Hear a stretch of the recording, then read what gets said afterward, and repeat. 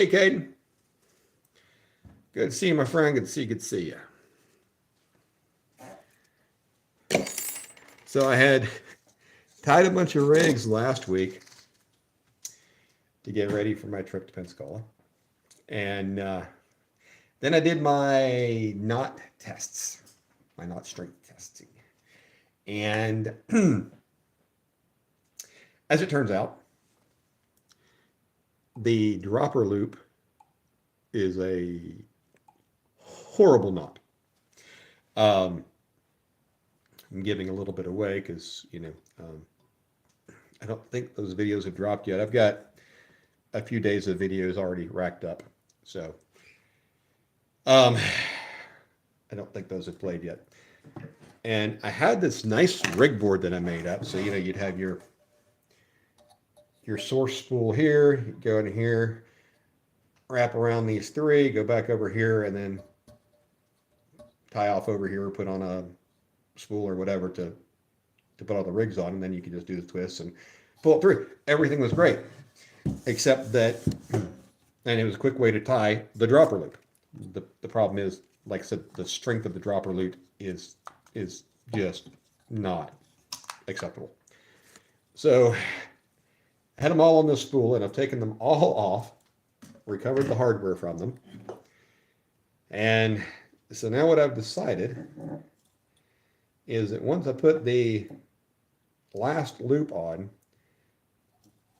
that the way I will determine the spacing for the next loop is to use these two pegs. So I wrap it around this one and pull down to this one, and that gives me a general idea of the loop. And then, of course, general idea is all well and good until you go to tie it, then things change just a little bit. So pull it off like so, wrap it around fingers, and then I'm going to do a triple surgeon's loop, which is 1 loop, 2 loop, and 3 loops. And then I can put it back on one of these pegs, kind of tease the knot down a little closer to me, moisten and pull, and then just wrap that loop onto the spool and go to the next one. So that's kind of what I'm going to be doing, y'all. I got things to talk about. Let's talk. Hey, Katrina McGuire, how are you? We're just, I'm getting ready for a saltwater fishing trip, and thought I'd go live because I'm bored and maybe somebody else is too and would like to watch me be bored.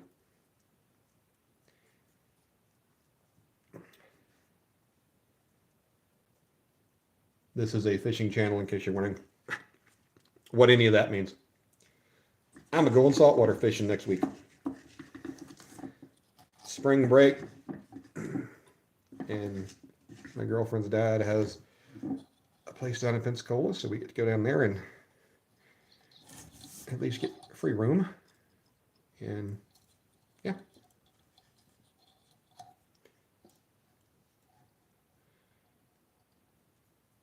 You're Gregor?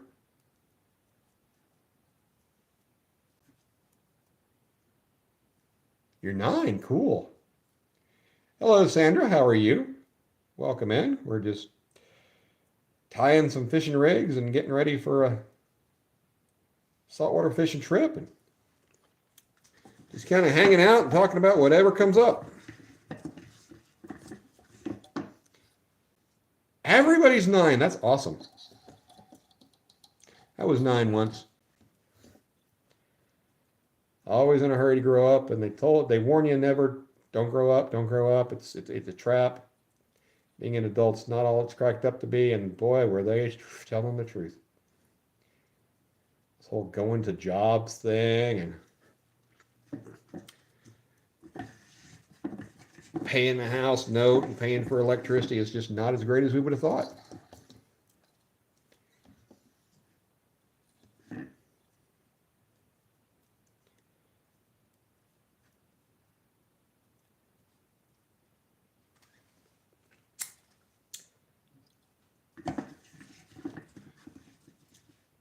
I am cool. Okay, I don't know about that. I've met me. I don't know that I would call myself cool, but thank you. I wish I'd spent more time worrying about being a kid than growing up than worrying about growing up, because once you grow up, you can't go back.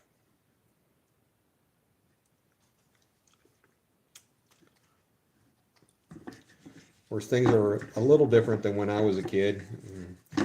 When I was growing up, it was kind of, you were expected at 18 to get a job, get out, go to school, join the military, something. But getting out was definitely part of that process. And now it's kids stay home well into their 20s and above. Of course, the same token, when I turned 16, I was already ready to get my license and, begging for it for months. And now licenses are not that important to a lot of teenagers. That was my ticket to freedom, man. That was I remember my mom, I was a good kid, so I didn't get in a lot, not too much trouble. And I would tell my mom I'm headed out. She'd go, "Where are you going?" I said, "I'll know when I get there." But I grew up in a small town, so it was okay. I look 27. Well, you are now my best friend. Double that. I don't know what an OPA is, but okay. Hello, Yusran.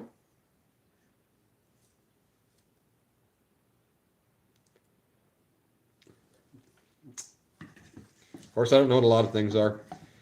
The other thing that I learned when I grew up is at age 16, I was the smartest person in the world, and I've gotten dumber every year since. Hey, Hitch, how you doing, my friend? How you doing? Welcome to the greatest show on earth, or the greatest show that you're in right now, as long as you're not in any others. Doing all my knot strength videos, I learned that these double dropper loops that everybody uses down in Florida are, what's the word I'm looking for? They suck. The knot strength is terrible. Absolutely horrible. And yeah. So I had a bunch tied, and now earlier I recovered the hardware off of them, which at that point was just swivels, fortunately. And threw all that away, and I'm starting over with triple surgeon's loops, which are considerably stronger than dropper loops. And I would have never known that if it weren't for my knot strength testing. Best show. Well, Sandra, you are, I'm thinking you want to be on my Christmas list or something. I am not Santa. I may look a little bit like him, but I am not. So I'm not sure about getting, you're going to get anything out of telling me that this is the best show, but I am so glad that you are having a good time. I appreciate that. I mean, that's why I'm here. I want everybody to have a good time. I want me to have a good time. And if there's anything you guys want to talk about, I'm all ears. Jake, how is Alaska going, my friend? Are you enjoying your time up there in the frozen tundra? Of course, I know the answer to that because I'm not a big fan of frozen tundra. But man, Alaska has just so much beauty up there. And oddly enough, a ton of mosquitoes. I would have thought that, one of the pluses of being in the middle of the U.S.'s version of Siberia would be at least not having those. But no, doesn't work that way. But I watched the Outdoor Boys YouTube channel, which used to be Catfish and Carp. And he apparently has moved back up there, and they've got their normal house plus, a homestead or whatever. And it's really cool. I don't know that you missed out on the herring because didn't look like Earl found any today, at least not the parts I got to see. And what are herring good for? Is that not just bait?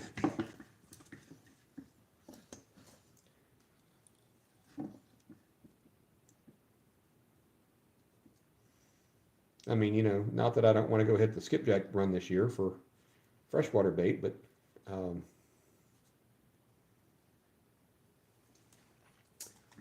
I don't know.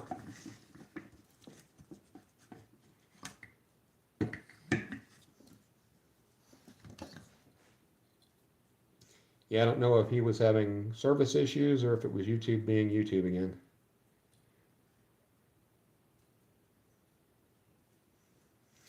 And I think, maybe I'm wrong. I probably am wrong. I do have that video coming up, or it may be out already, on the 100-pound crimps. I found it interesting. A little disappointing, but you know how that goes.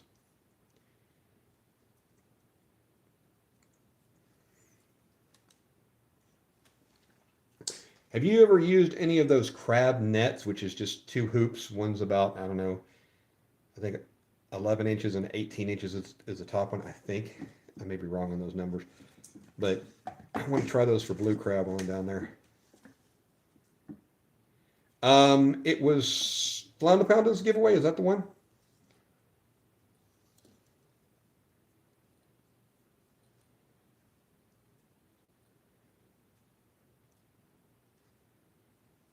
I sort of saw it, but I didn't sort of never saw it.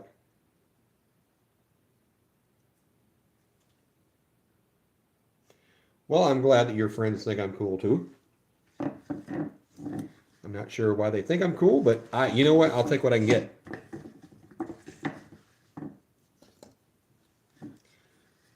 It's not often I'm called cool.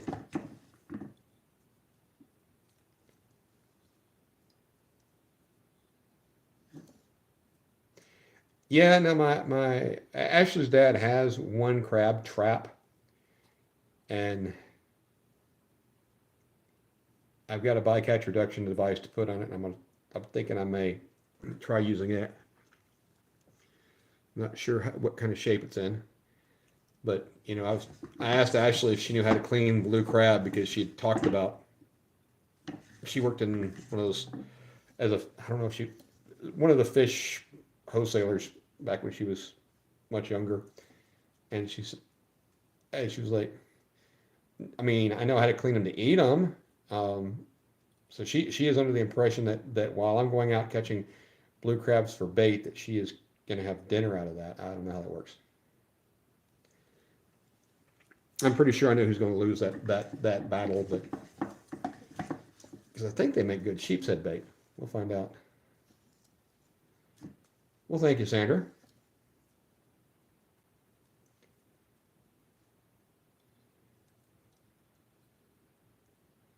And Hitch, I mean, I've only got a few days before I head down there. I'm hoping that a kayak arrives before then. Just, we'll see. Yeah, I need to be more on camera. I'm over here doing my tying thing and not paying attention to the fact that y'all don't get to see me kiss knots on camera. And for those who don't fish, the reason that I do that is because monofilament is, well, it's basically plastic, and as it rubs together, it can heat up from the friction,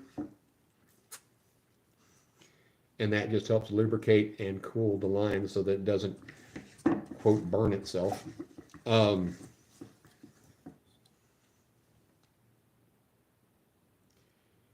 Yep, sheep's head are supposed to be good. They're weird. The first couple of times that I saw pictures of them, I thought it was photoshopped. They have human-like teeth, and I'm looking forward to catching one so I can show it off.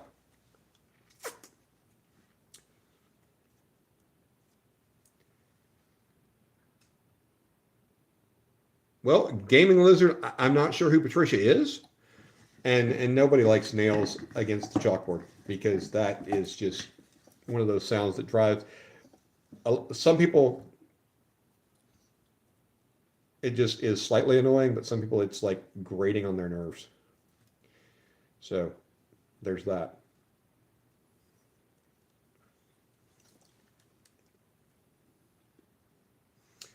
Well, you know, everybody loves a good random sentence every now and then.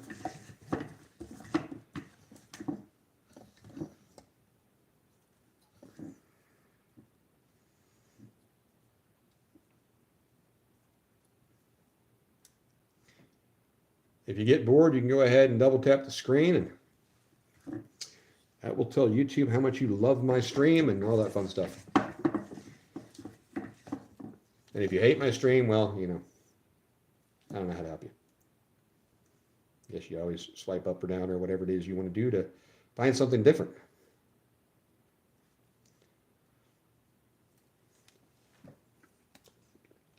I truly have no idea how many of these loops I've tied now.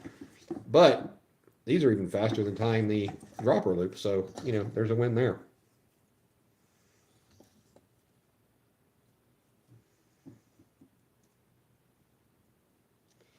So, Sandra, do you fish?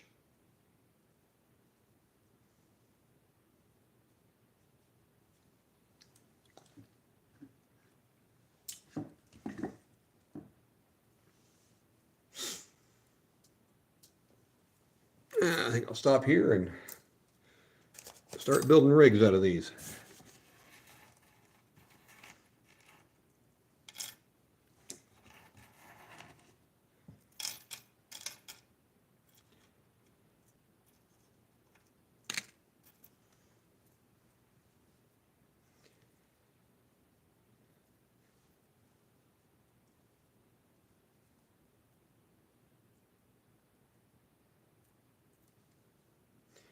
So at the top of the rig, I'm just going to tie a Palomar knot onto a swivel.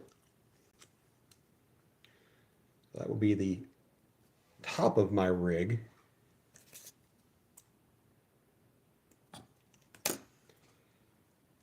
And then we'll have a dropper loop, another dropper loop, and then the bottom of the rig will be the third dropper loop. So the first two dropper loops will have hooks on them, and this is where the sinker will go. And then I'll just trim here and tag into that. And we'll start with rig number 2.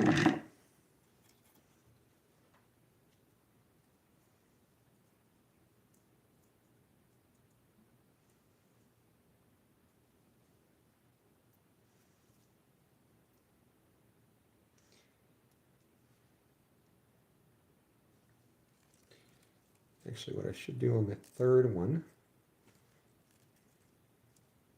is take it like I would do with the sinker. Just attach the swivel with just a half hitch knot, or a full hitch knot rather. And then I can attach to the next leader. And I'll use, since I can't use the Palomar anymore because of that attachment, I will go to the trilane knot because it also has incredible strength, even more than the Palomar knot actually. But I didn't care about using the Palomar knot because the Palomar is still stronger than the loop knots, so it kind of really didn't matter. Yeah, let's see, should we go down 1, 2, 3. Give that a cut.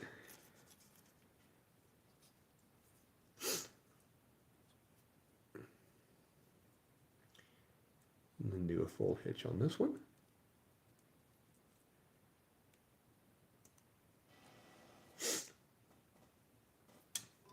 And take the beginning of the next rig and tie on the other part of that swivel.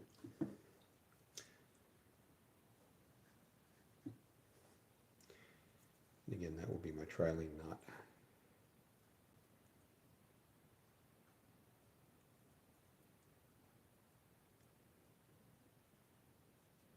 Take care, Hitch. Good to see you, my friend. I think Cindy is about to do a giveaway. If she's about to go live with a giveaway.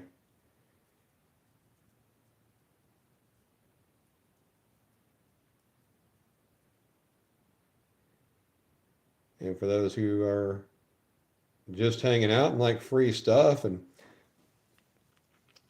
or rather win something than hang out with me, I don't begrudge you a bit. Check out Skipjack Cindy. You can find her on YouTube, and like I say, she's about to do a giveaway on her channel, and um, I don't know what she's giving away, but giving something away, and that's way more than I'm doing.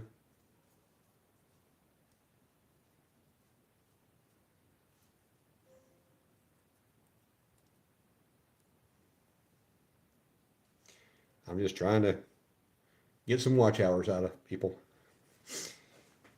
Finally got over the 30 or the 2300, and I'm hoping by this time next week to have 3,000, because last year my trip to Pensacola was my most watched stuff, so that will get me to partial monetization, and hopefully I'll be on my way to my 4,000 watch hours for full monetization and all that kind of fun stuff. It's a members only giveaway tonight, so well, there's that. And I was thinking it was subscribers only, but it's members only, so it won't really do you any good unless you want to join her channel.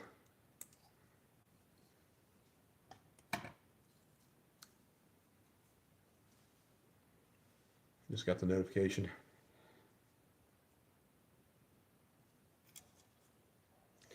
But she's still a very fun channel to watch. She goes out and fishes a lot. Tonight's probably not fishing because Tuesday night she typically kind of has a panel on screen, 2 or 3 other people, and talk about whatever's going on in the world.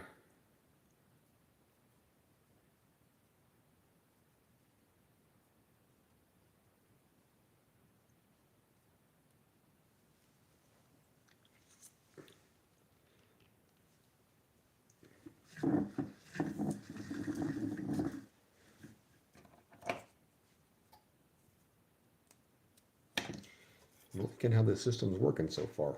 We'll see if it continues that way. I wish I had another spool to wrap these around, because right now they're going into the floor. And that may be a gigantic mess when I get to the end of all this.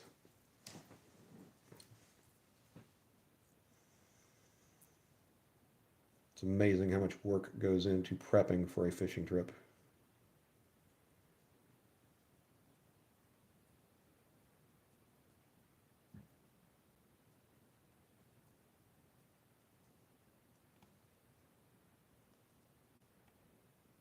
I think if I lived down there, it wouldn't be nearly as much work getting ready for one trip, but be more of a perpetual thing than spending a week getting ready beforehand.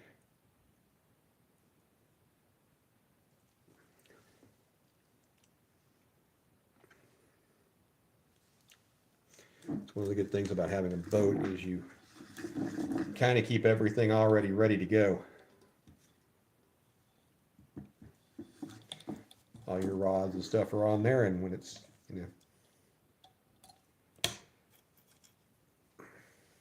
you get things fixed up at the end of each trip and ready for the next one. So everything's kind of perpetually ready to go.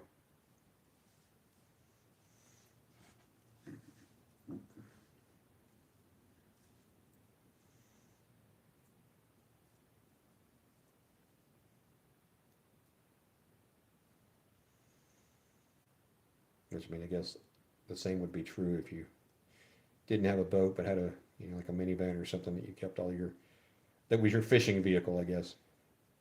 Of course, these days you can't leave anything out because too many thieves in the world.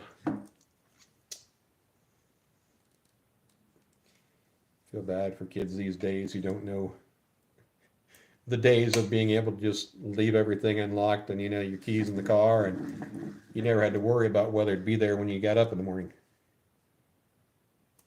People kept their hands off stuff that didn't belong to them.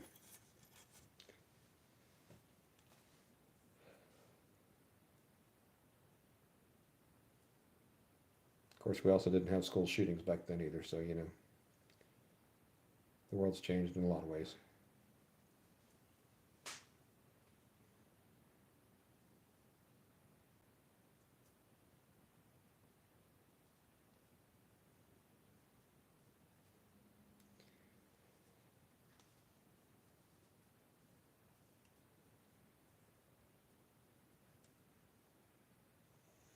Appreciate everybody who's in here and hanging out.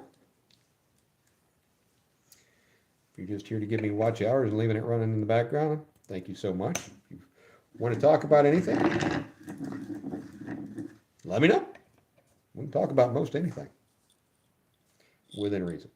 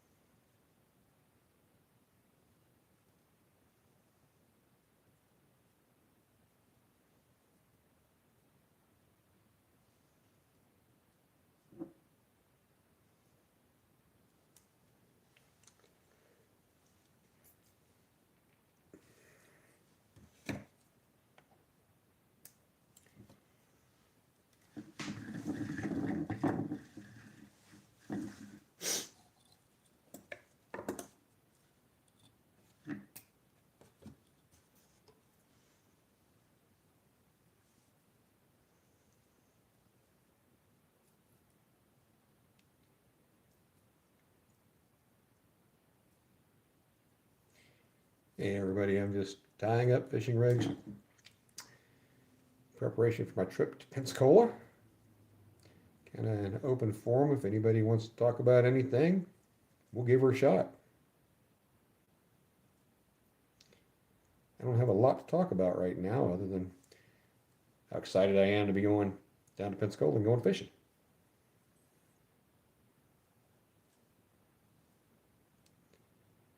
Saltwater fishing is just so much different than freshwater fishing.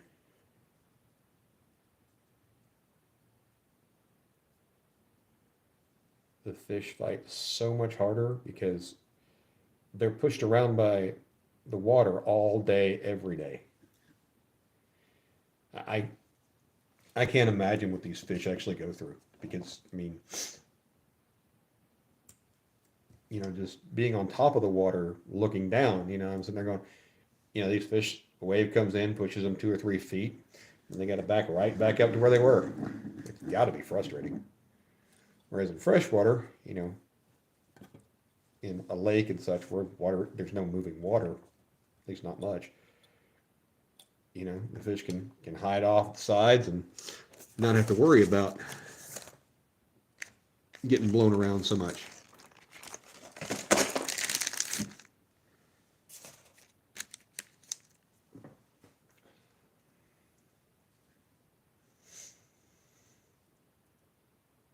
And I was, you know, like watching a hermit crab, and you know, a wave would come in, push him, and he'd have to, you know, crawl back to where he was. And by the time he got back, here comes another one. It's like, geez, struggle is real.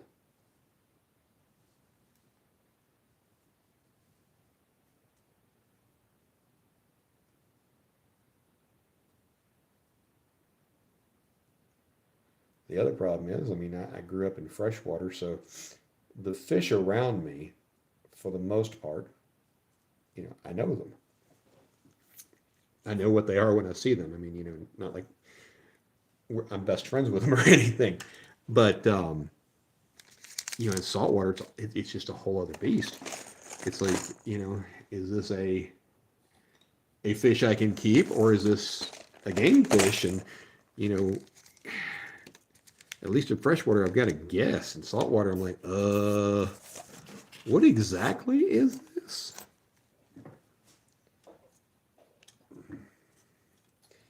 And of course, if you get it wrong, it costs you a lot of money. If you think you've got a perfectly legal fish, and game warden shows up, and you're like, that's actually this kind of fish, and here's a ticket for $500 for each fish. And as somebody who wasn't trying to, who thought I was doing the right thing, thought I was being legal, it would be very frustrating to me to get a ticket for that, because I realize that being wrong is not really an excuse, but I think there should be a difference between somebody who is willfully poaching and going out there catching everything they can and with no regard to what the laws are, versus somebody who gave it at least a college try.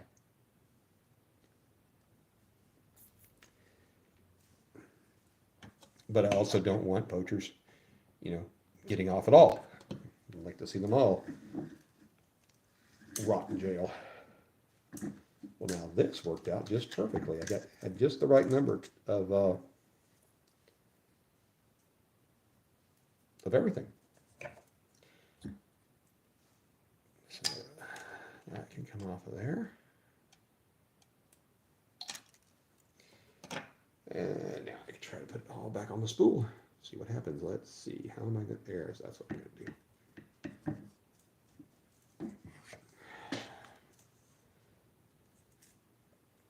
So as I wrap this all on, it's all ready to go for adding hooks and adding stuff.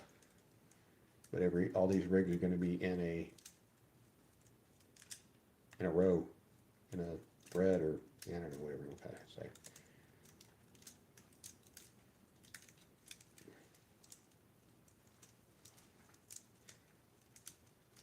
I saw somebody doing this and thought it was a really good idea. Of course, I've seen lots of things that I thought were good ideas that turned out, maybe not. So, we'll see.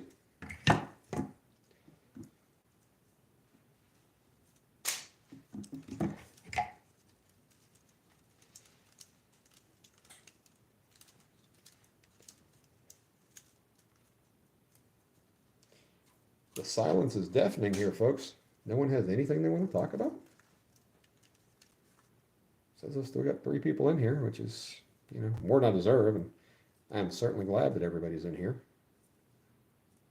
I appreciate the support. I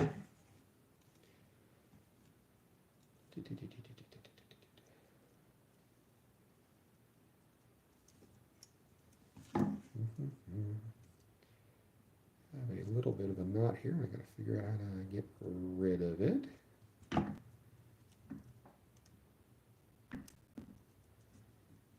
So that may be it. Just figure out how to get it out of there. There we go.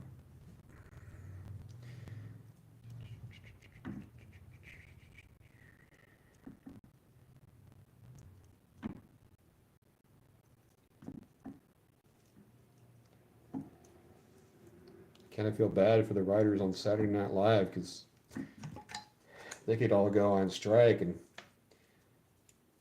Donald Trump would pretty much write the show for them.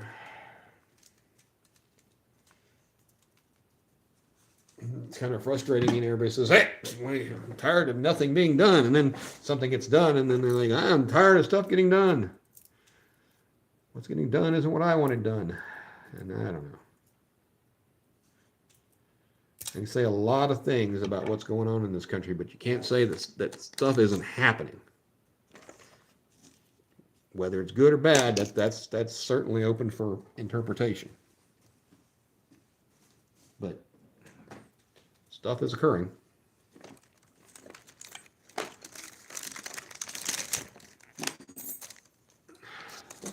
There's so much stuff on my desk. I've been doing a series on knot strength, the strength of various fishing knots, and I've learned a ton from it. But that also means that I go through a lot of carnage on these. Tire rig, breaker rig, tire rig, breaker rig.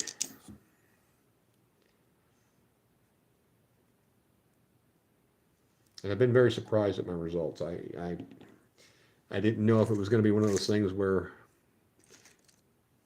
just because I didn't like someone else's methodologies, that I was going to end up with the same results or not, but I have not ended up with the same results. Whether my results are more realistic or not is certainly up for interpretation. The reason I started doing them was because some people did, tested one way, some tested other ways, and some of the methodologies I just didn't agree with. I didn't think they were going to produce usable results. One example would be pulling very, very, very slowly to see how, at what strength something breaks. Well, our fish, bless their little hearts, they don't just grab your bait and go, a millimeter a second. They run and gun. And I wanted to find out, under those scenarios, how do things work?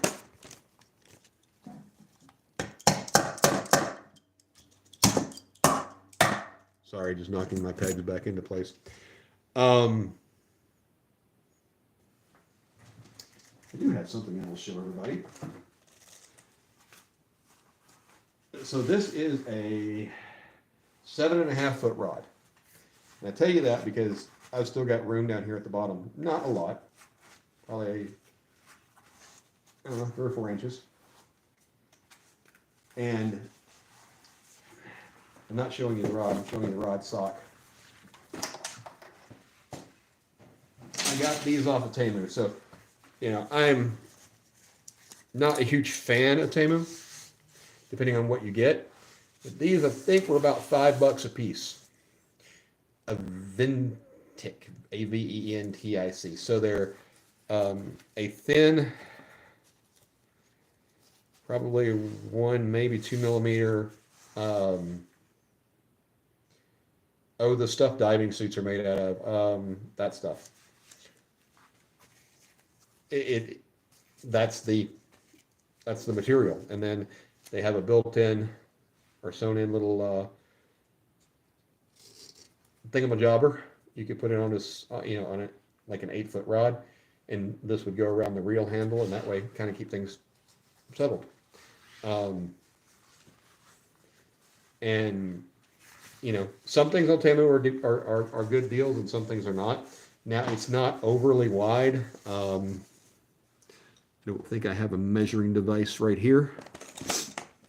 Nope.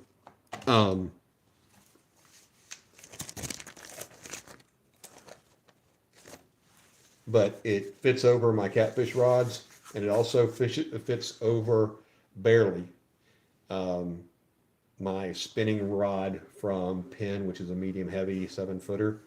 Has a little bit of stretch to it, not much. So it does stretch to fit over those eyes, but this is more for casting or smaller. Bass spinning rods will be different because these Penns they're saltwater rated, or they're saltwater whatever ready, so they're stronger blanks. And with the stronger blank, you have a larger reel. And they actually came with 6500s. This is a 4500 size, or 4000 size actually. So the larger the diameter of the spool, you want about half of that diameter to be the size of the first guide as it comes off the stripper guide. So it's going to have bigger guides and all that than something you'd use with like a 2500 size spinning reel. So those are all a bunch of words that I hope somebody found useful. Now, what I have found is one of the best ways for me to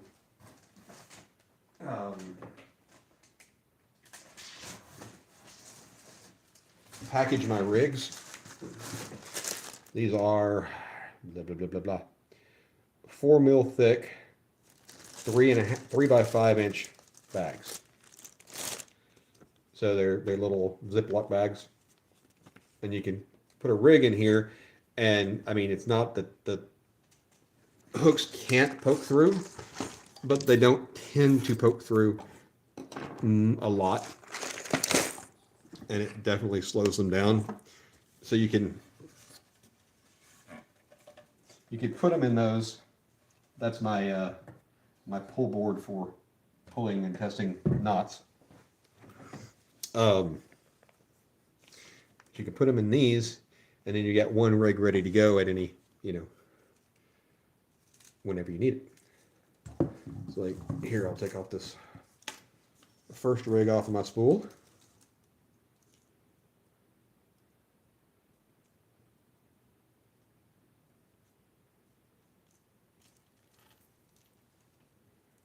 I have to pull a whole rig through the swivel because I put on the hitch knot. Ooh, and that's not going to work because there's also a swivel in there. Oopsie whoopsies. Okay. So my brilliant idea was not as brilliant as I thought it would be, which probably isn't terribly surprising, although I think it may actually come off just fine. I just didn't do it right. We'll find out in a second.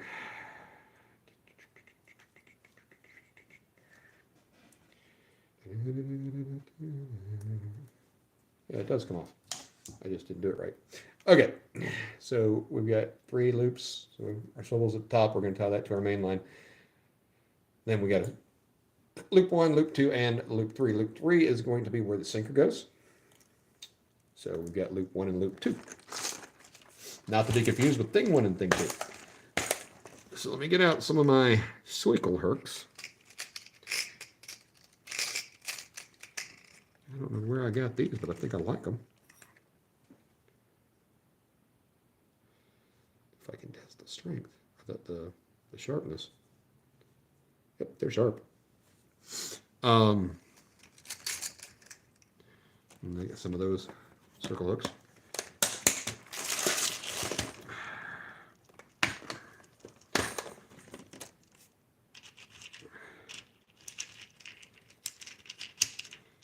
And then I've got a bunch of different floats, different color floats to put on these. Now I'll kind of go over how all that works. Get some different options out here.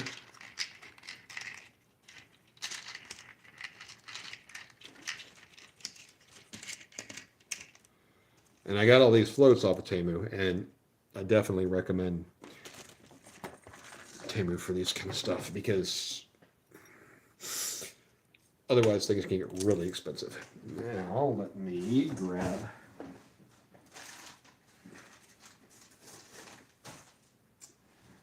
some beads. So these are for pompano rigs, and pompano are fish in saltwater, and I'm going down to the Gulf, and anyway, people are starting to report catching pompanos down there. Looks like they're coming back for the spring.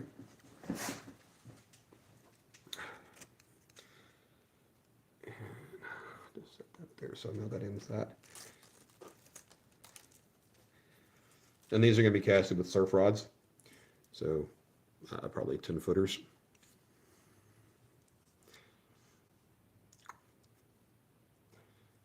So I'll take that loop that I have. Hey, I erase my eyes. Reyes, there we go, sorry. How are you doing? And so we'll get that loop there. So we'll go ahead and put a bead on there. And normally you would have a bead to protect the knot, but there's really no reason to protect the knot because you don't have sinkers sliding down these things, banging into them. And then you'll put on a float. And then you come down to your hook and you do a half hitch, or a hitch knot, I should say. Go through the front of your circle and then just put the hook through the hole. And there you go. You did hear pompano is a fish. It is a fish. Very good gig ability. And so there is one of my droppers. So as it comes off the main line, you get this, and as it goes in the water, this little float should float the bait up as well as the hook. And of course, there's all kinds of different size words again, Mike words, floats and stuff that you can use in different colors. And at this point, I'm just trying to come up with some combinations in hopes that the fish think that they're very pretty.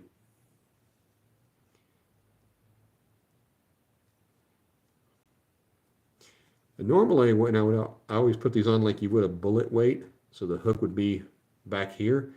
I think I saw something, oddly enough, on Temu. Those catfish rattles that they put them on upside down, those ones that spin in the water. I don't know, the pyramid kind of shape. Let's see if I can get this in there.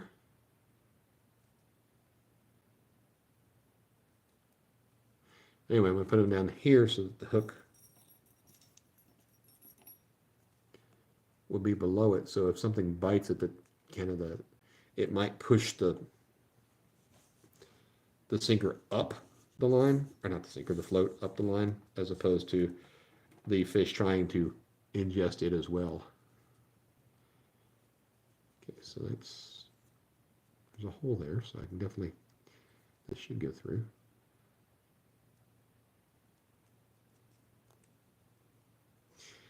How's your day going, Billy? Hey, Kat. Your wonderful husband came in here to keep me company. And I can't tell you how much I appreciate people coming in. I'm sure Billy can understand the frustration of, putting out content and nobody caring. That sounded much worse than I meant for it to. I'm just saying, because he also creates content, not because his content is boring.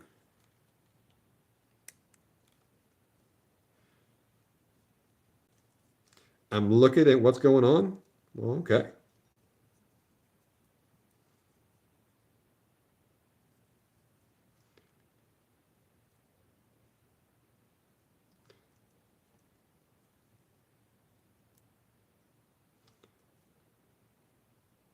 I mean, I knew better than to go live as soon as I realized, as soon as I posted, Cindy posted that she's going live and she's doing a giveaway. I'm like, yeah, it's hard to compete with a giveaway.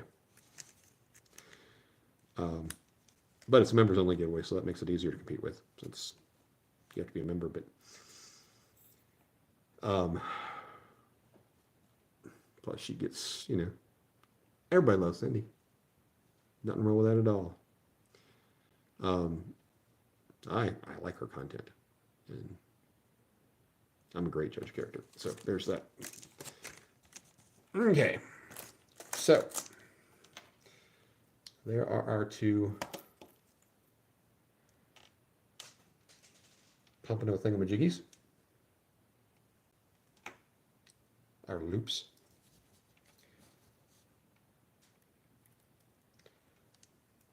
Put the hooks together and then just kind of try to wrap this up and see if I can get it in that bag. Yeah, well, Billy, there's not as much competition late at night. Although,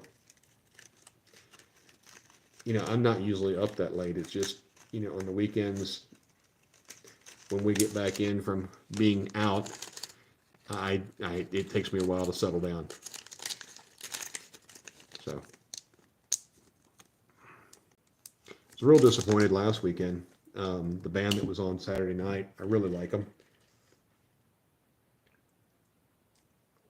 And Ashley likes them too. But she got overwhelmed and was ready to go. I don't know another way to put it than that.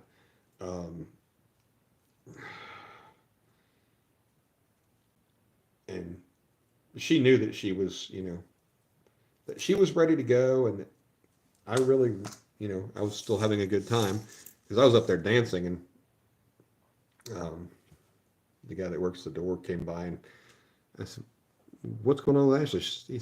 She just left. Like, oh goody. So I had to go outside, and she was like, I can't right now. I can't be in there. Uh, People are being people, and personal space was at a premium, and people don't respect personal space, and random people that just sat down at our table, like, I don't understand that. I don't understand why anybody would just sit at somebody else's table and, of somebody. Yeah, I don't get that. It's not like there wasn't stuff on the table that indicated somebody was there. But, and she kind of knew that she was not going to say nice things if she had to say something to anybody. So she was like, "I'm just leaving."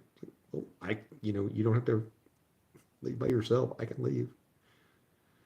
Hey, how you doing, Lonnie? Good to see you, my friend. So I'm just tying up rigs for pompadours. What's kind of weird is I know I have 15,000 different colored beads, and I'm not sure where they are. I think I probably left my pompano collection, the bulk of it, down there last time I was there. I think is what happened. So it's probably all down there. But I'm trying to build rigs here, and that doesn't work so well. Sure, her dad gets tired of my crap being in his garage.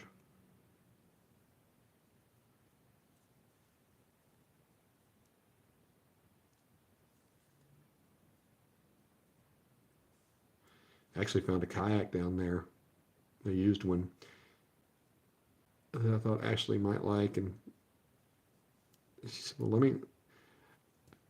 I said, "Well, think about it overnight and let me know." So the next day she's like, "Yeah, I want it," and it was gone. Oh well. Yellow's your best pompano color? Yeah, I try to use yellow and chartreuse, and then of course, throw in some orange or red just for giggles and stuff. Like this one's gonna, my orange or my yellow and chartreuse, and the chartreuse beads. I don't think I have any yellow beads anywhere. Um, yeah, there's kind of the colors I have, at least in this kit. Um,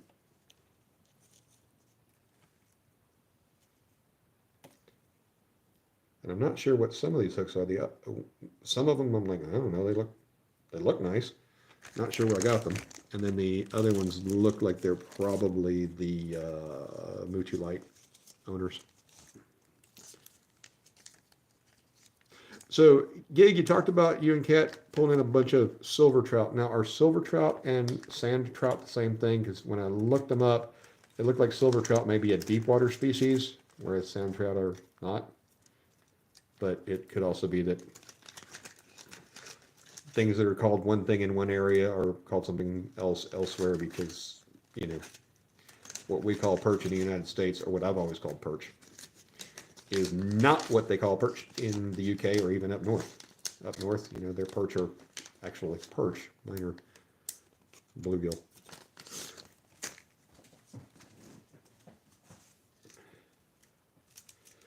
What kind of bait do you like to use for your pompanos, Billy? I'm planning to use, of course, fish bites, but probably shrimp. And actually, shrimp is probably what I'm going to what I will use. There's not a lot of probablys to it, actually.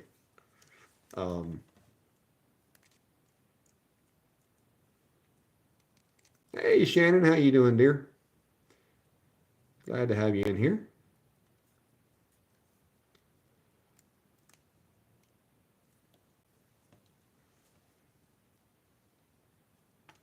What have I done? What have I done? We'll find out in a minute. Either going to come out of this the right way or not come out of it the right way.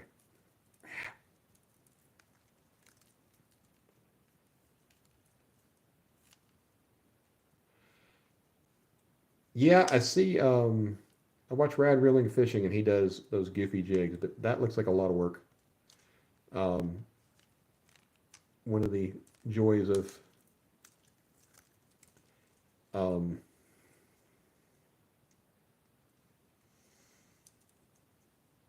using set, the joy of using set rigs is that you don't have to work as hard. You just kind of hang out and wait, right? And maybe saying you don't have to work as hard is not true, but um, I can bring laziness to a whole new level.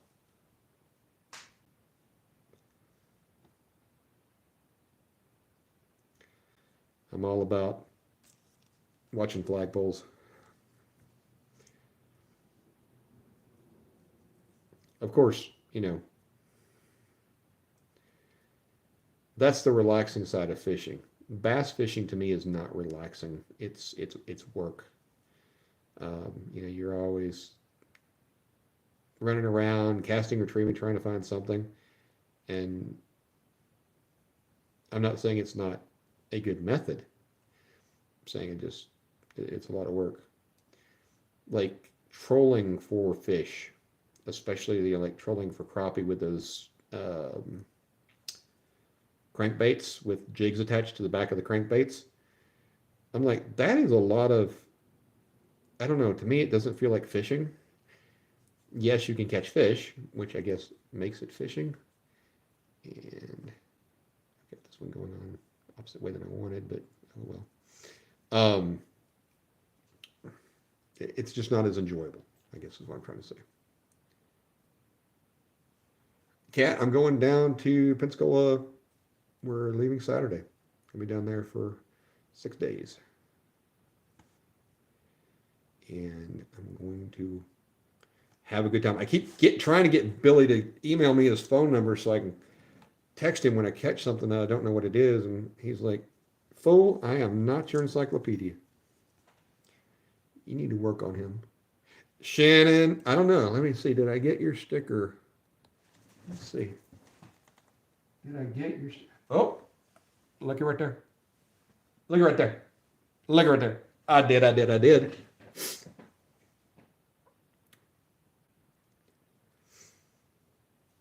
I almost took off whatever's in the center and put it there and like, heh, that'll teach them not to be Shannon. But then I thought that'd probably be rude. I didn't know he was in the center. Of course, the center's behind my big giant head, so probably better that you're not behind my there.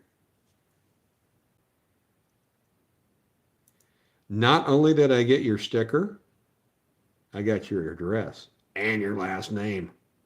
Just saying.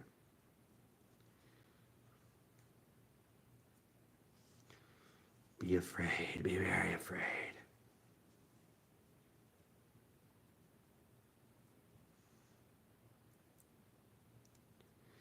I keep trying to tell your daughter-in-law that I want to be her future father-in-law, but she doesn't. Yeah. She's like, he's just weird. A cold, that doesn't surprise me.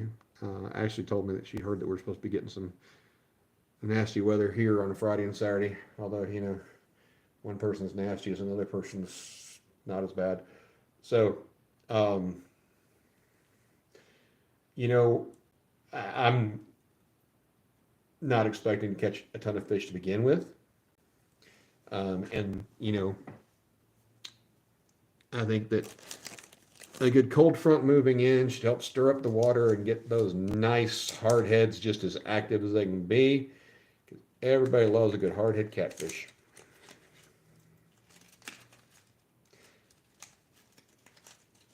I do want to cook some. I want to catch some and cook them up and see how close they are to regular catfish. Of course, the problem is, you know, I don't particularly care for channel catfish because they have that the fat line right at the center of the back, right at the top of the back, and I mean, if you cut that off and cook them, it's to me it's better. I just don't like. I don't know. Ugh. Anyway, I can't imagine that they're really that bad.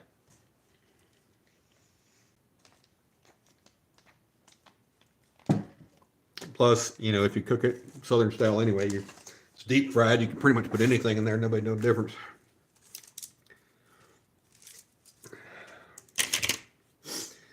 I want to get a hold of some sheep's head. I want to get a hold of. I'd like to catch some redfish. I've never had it, which is actually funny that everybody loves redfish, but boy, everybody hates carp, or not carp, drum, freshwater drum.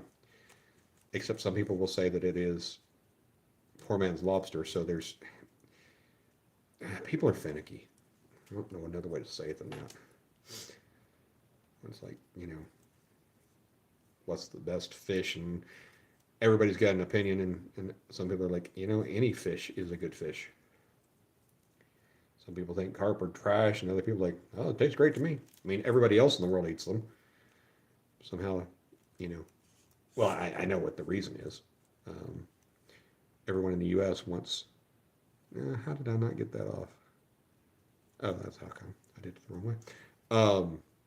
We like boneless fillets, and carp are not known for producing large boneless fillets.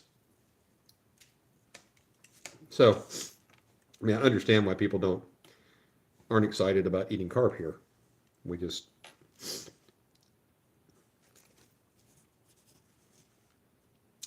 like boneless fillets.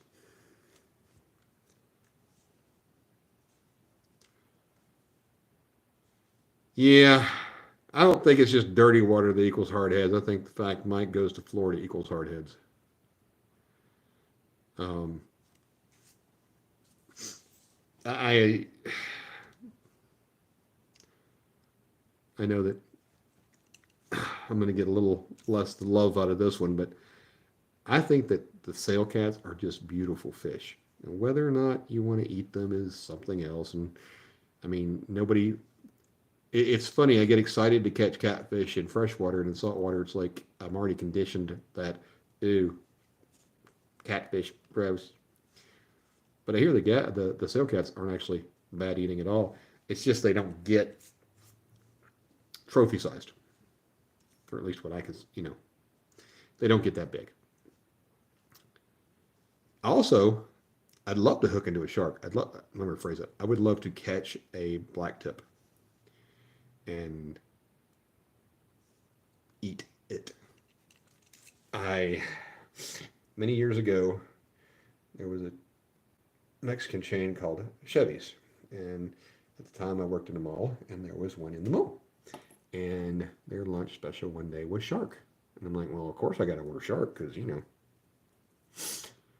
and it was pretty doggone good, and the downside is you have to know how to prepare it, and I don't, but I never let things like skill keep me from doing stuff. Wow, the irony of getting a woman to send me a phone number and it's actually her husband's. Thank you, Kat. I appreciate it. I mean, Billy may file for divorce, but whatever.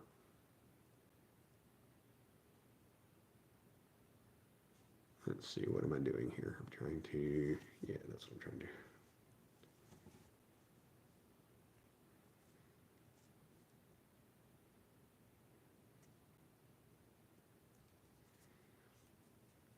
It's just it's difficult to identify these species when it's just freshwater fish, not a big problem. At least can get the right family. Saltwater fish, I'm like, um, this could be a whiting or it could be a Goliath grouper. So see, I do know the names of two different types of fish. That's definitely a step up from previously, right? I don't understand people that go after Goliath groupers because you can't keep them. And to me, if you can't keep them because it's a protected species, you probably also ought not hook them, especially since they're a deep water fish and you're causing them extra stress and all that kind of stuff. Okay, silver trout. Is silver trout the same as white trout, sand trout? And because if we're talking about deep water silver trout, Mikey gonna be in his kayak, and Mikey ain't going offshore in it just yet. Although he might. He's pretty stupid. How do you cook silver trout? Because if I catch any white trout, I'm definitely going to keep them this time. Now that I know what they are.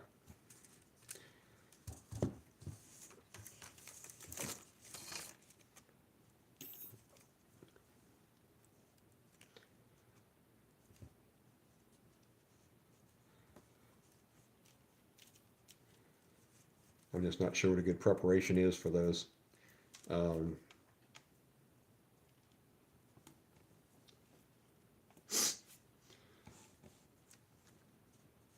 Ashley's mom, this is tax season, of course, so she's very busy, um, which sucks because her mom is a really good cook, and it'd be one of those things where I could just bring the fish and go, here's some fish, figure out. She'd go, okay. Her mom's a really wonderful lady.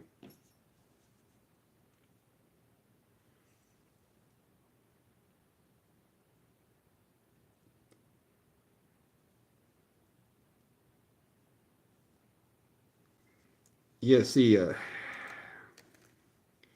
that also is something I don't understand.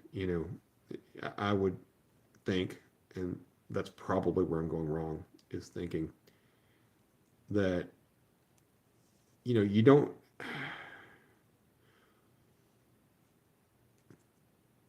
in freshwater, you don't have near as much depth change, but, you know, the idea of a fish that can be in 3 feet of water, also being in 1,000 feet of water, I don't know. It's weird to me. It's also weird to me as somebody. So I tend to think of myself as an analytical thinker. Doesn't mean that I'm right, but I was very surprised that you have to go a pretty good ways offshore to hit deep water. And then when you find the shelf, I mean, you can go from 70 feet of water to 300 pretty quick. But I just assumed, I don't know, the ocean did this as opposed to this.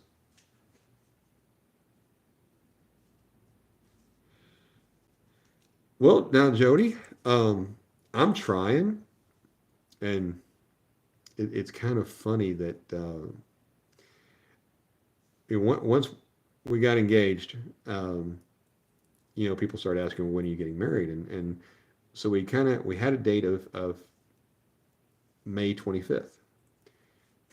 That was an Ashley pick because 5/25/25, which numbers are a thing to her and don't matter.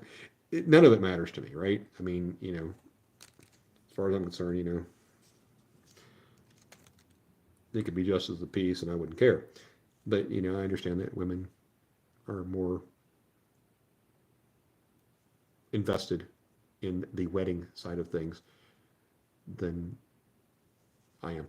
Um, so, I'm letting her do her thing. Well, the one of her things is that she wants to finish school and, start off when she's out of school. Well, school got delayed a little bit. She had a really rough class this semester, and the other class that she was supposed to do this semester as well, she ended up dropping it so she could focus on the one, which not a problem at all.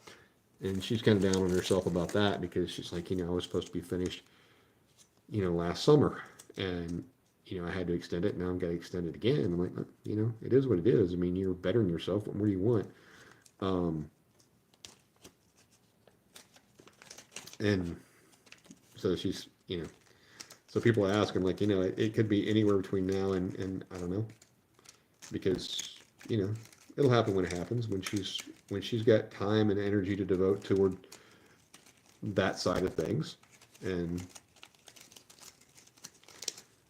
I, I never thought I would be this nonchalant about it, but once you've been single for and Jody, I think you probably are going through this, or will go through this if you haven't.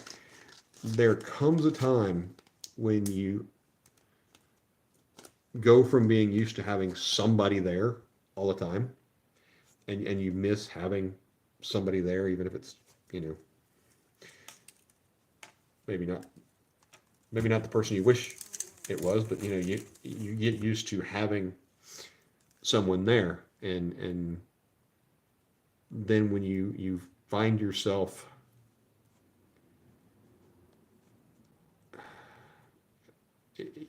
you're used to, I guess answering is not the right word, but answering to somebody, where uh, you know you don't plan for one, you plan for two, right? And figure out what I've done here. I had this brilliant idea when I started, and it just kind of didn't go as planned. Um, but then you find your autonomy of self, where you don't. I love spending time with Ashley. She's a wonderful person, and all that. But like today, I won't see her, and I don't have to worry about what is, if I want to be lazy, I can be lazy. I can, if I don't want to eat, I don't have to. If I want to eat something that I want to eat, then I don't have to ask anybody if they want that too. It just, I don't want to say selfishness, but that's probably the right word. Um, you get used to not having to think of anyone else's feelings or desires or whatever, and you can just kind of do your thing your way. And I found it frustrating when I was dating because, I wasn't to that point yet, and some of the people I was interested in were, and they're like, I don't know if I ever want to get married again. And I like being alone, and I didn't understand that. I'm like, well, why would you want to be? Nobody wants to be alone. Alone is what you do when you can't, when nobody else wants you. Um, but then there is that, the whole thing of, if I don't want to get out of bed, I don't have to. Or if I want to go fishing, I don't have to ask anybody. I just go, and I don't know. It's a different thing for me.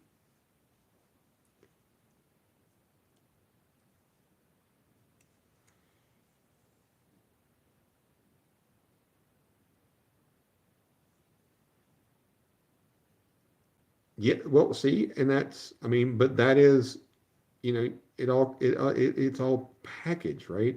If you want somebody to snuggle next to you, then you kind of have to live with that person. And if you live with that person, then you kind of have to, I don't know, consider them and things that you do. And um, I mean, even if all you have is a roommate, you still have to consider them. And when you clean house, and when you do dishes, and when you this, and when you that, and you know can't mow the yard at 3 a.m. You don't have a snuggle buddy?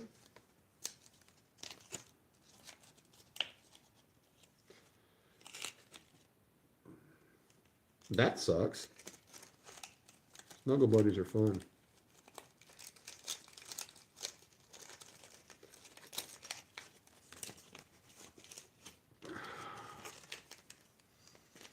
But I mean, I'm wired weird for a man. I am interested in love and all that, stuff. Whereas a lot of guys are not as emotionally invested, maybe. I don't know if that's the right way to put it, but there are a lot of guys out there that would be fine with nothing but a snuggle buddy, and that's not my thing. I want love and all that stuff.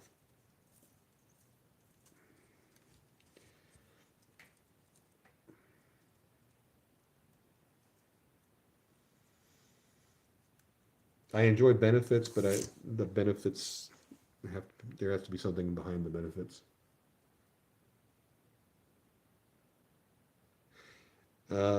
Yeah, well, I don't even know what to say about any of that. So I'm gonna practice keeping my foot out of my mouth temporarily. I'm not good at it, but, you know. Back to fishing. What fun is fishing? Oh yeah, I remember. Yeah, I mean,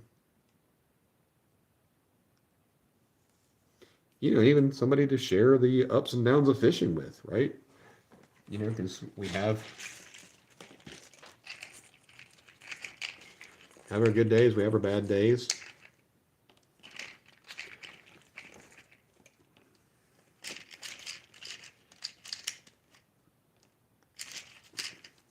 And just having somebody to share life with.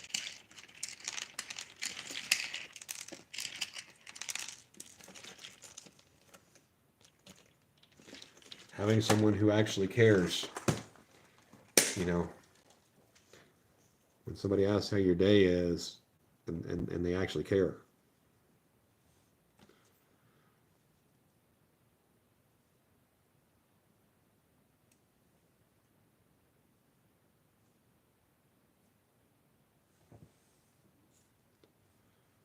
Yeah, yeah, I understand. You want to celebrate the wins with someone, and there's only so much you can share with you know people who aren't a significant part of your life. I guess the meaning, the doesn't feel like as much of a win, right?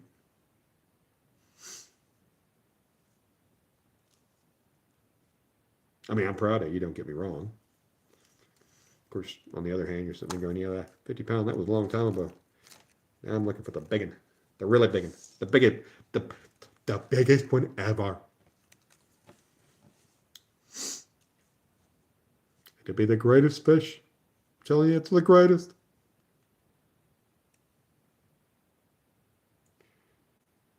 You pulled up your granny panties. I don't even know how to how to how to how to respond to that, because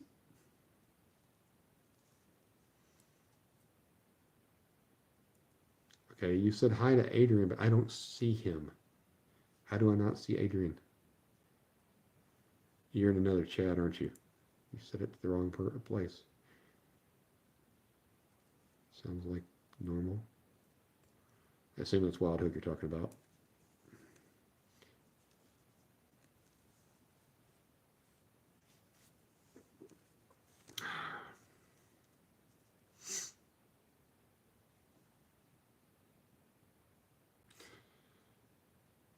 Was it not a good offer?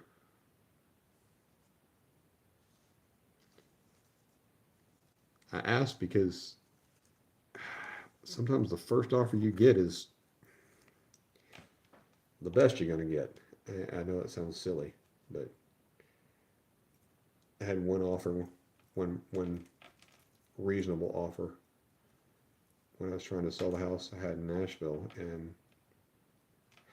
it was weird because they're like, okay, well, we'll give you the asking price, but we want all of the contents too. I'm like, you want what? I don't want somebody else's mattresses and couches and stuff. And that was a lot to ask somebody to give up because it's like, well, hey, now I got to go buy all that stuff again, and that's you go buy it new. It's not cheap.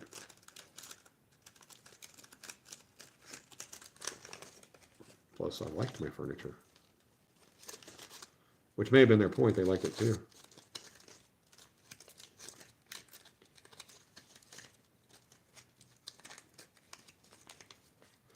Yeah, I don't know what's about to happen. The economy looks like it's going to get a little weird. Part of it, I'd love to see real estate prices drop so I could buy something. But if real estate prices drop, then that means I have to sell mine too at a loss.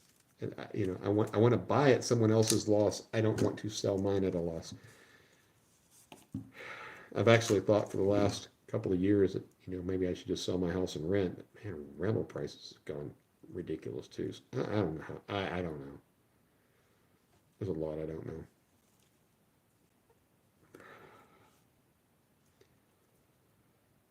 I just fear that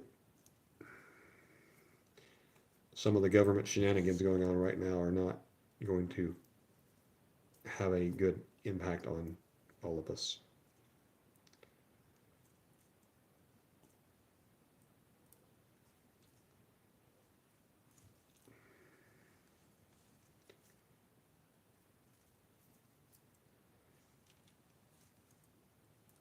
I think there's too much happening too quickly.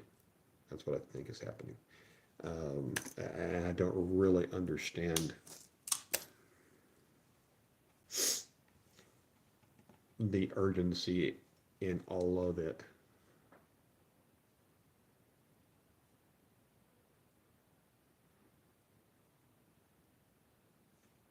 Well, I understand that. I mean, you're wanting another boat,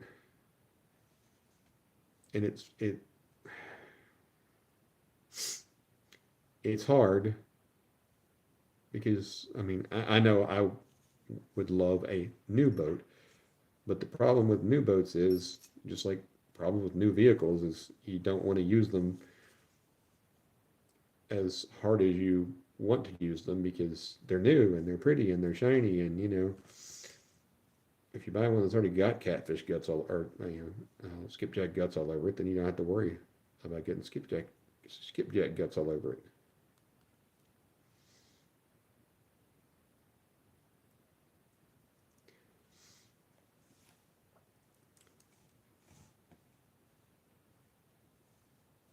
Have you figured out what you want for your new boat?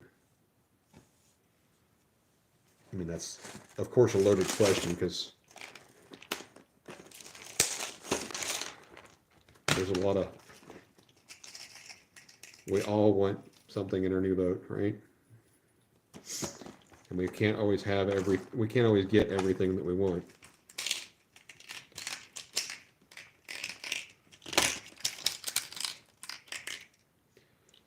Apparently, I need better fingernails, or any fingernails. I don't know how I did that, but I did. There we go.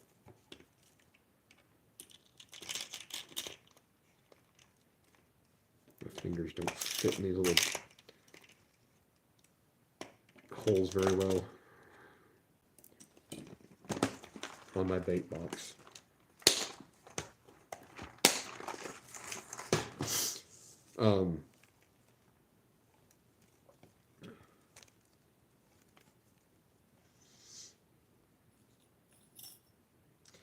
I'm kind of surprised you're going for another pontoon, but by the same token, you know, you know what you want. A lot of people will start with a pontoon and they go, well, this is not really what I wanted. It does this, this, and this, but it doesn't do this, that, or the other. Um, but you've got a skiff now. You've been all over James's boat, and so you've got the experience to have an idea of what you want out of your forever boat. That was my problem when I was looking at kayaks. I'm like, I can get an option that I have to do a lot of, that's I guess a clean slate. Um, and I can rig it the way I want it. But then the other part of me was like, but you don't know how to rig a boat, Mike, or how to rig a kayak. You don't know what you need or what you don't need.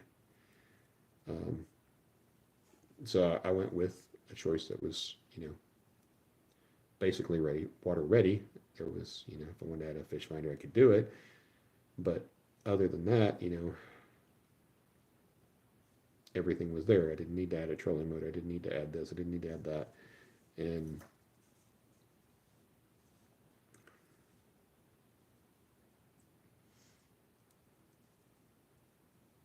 I think that's why Tracker is so appealing to so many people when they buy boats. They're like, well, it's got everything. But the problem is Tracker tends to, I mean, they're trying to meet a price point, right? They're trying to get people to buy boats based upon price. So well, it's I can get a Tracker for 10,000 cheaper than something else. Okay, yeah, but you get a crappy fish finder, and that's if you want to replace that, that's you're throwing that one away essentially, and spending $1,000 on a new one, and then the trolling motor. Well, you don't want that one. You want something with spot lock. Well, there's that's $2,000, and the one that you're taking off of there is going to be hard to sell because it's a bottom. It's a bottom end trolling motor, and where they especially get you is on those doggone outboards. They're most Tracker boats, in my opinion, are underpowered, and so you get something with a 40 horsepower motor on a 22-foot pontoon, and most people are going to say, well, I can't ski behind that. It doesn't go fast enough. It doesn't do this. It doesn't do that. Well, other people are going to say, it goes just as fast as I want it to. So I think Tracker gets a bad reputation by the people that are like, well, you sold me something that doesn't have enough this, that, and the other for me. Well, that's how we got to that price. I don't know. I think I'm rambling at this point. You've already picked one out. You like staying out all night and sleeping on it. I see, James's boat would be something I could go out all night and sleep on. A pontoon boat, not so much, because, well, mosquitoes love me, and not in the appropriate way. They tend to think that my blood is delicious, and I tend to not want them to have it. Or actually, I don't care if they get the blood. I just don't want the itchiness from it. Oh, 36-volt trolling motor. Now that thing will make you fly.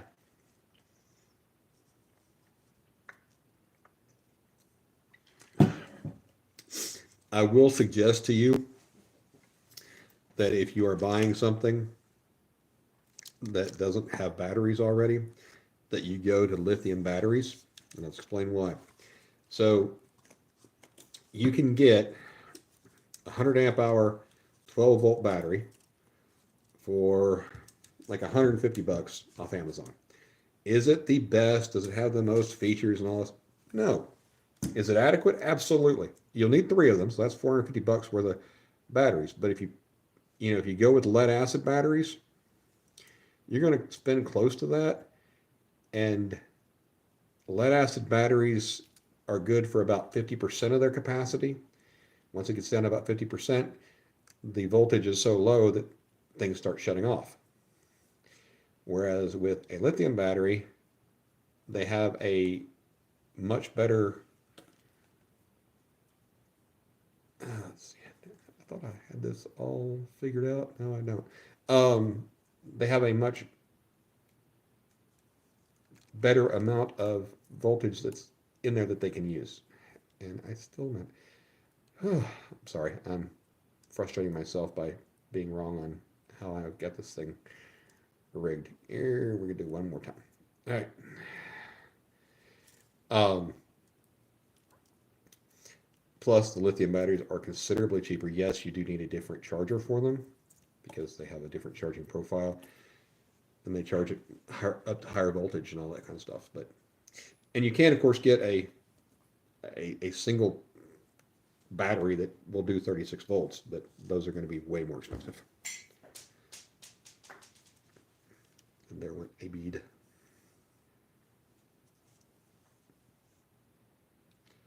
Hey, Todd. Hey, Worry Bunny. Thanks for joining, everybody. I appreciate people being here. Appreciate the thumbs up and all that. I realize I'm boring because I'm just sitting here tying rigs for pumping over fishing. And it's kind of, to me, it's funny because I have tied a ton of pompano rigs before. And I mostly tie them and then don't use them and then tear them apart and tie them again with something else because, I don't know. It's like Legos for fishing.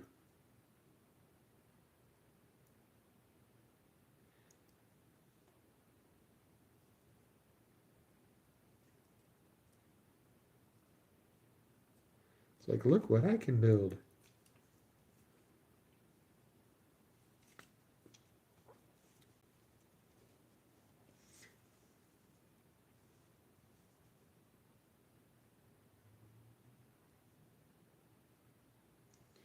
Yeah, I've got a couple of lithium batteries and I like them. Um, the fact that, mine are Bluetooth enabled, I can look at the app and see how much oomph I have left in them. And, you know, whereas when a lead acid battery decides it's done, it's decided it's done. Hey, Seago, I'm Tom Pompano Rigs. Um, and it's one of those things that when it's done and you find out it's done, if you ain't done, you still done. Because I done said so.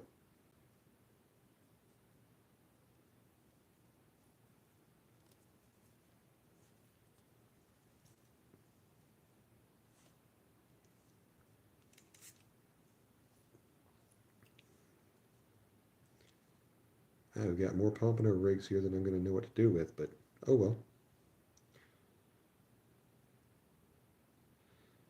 My knot testing has told me that, because in the past I've done double dropper loops because, well, that's what I see on YouTube. And my knot testing results have told me, Lord have mercy, the dropper knot is horrible. I mean, it's just, the strength is ridiculously bad. So I went to a triple surgeon's loop, which isn't the strongest. It's close to the rated strength of the line. Hey, Roman. Thanks for joining in. Whereas the dropper loop was just bad. And I tried, I started off with 6 twists in it, so 6 half twists, like, is the standard. I went down to 4, expecting it to get worse, and it did. Went up to 8, and went up to 10, and I still, while the results did improve some, they didn't improve enough. They were still just not good. I am going to get all of this line in this bag one way or the other. Now when it comes out, it may be twisted and knotted up, but so be it.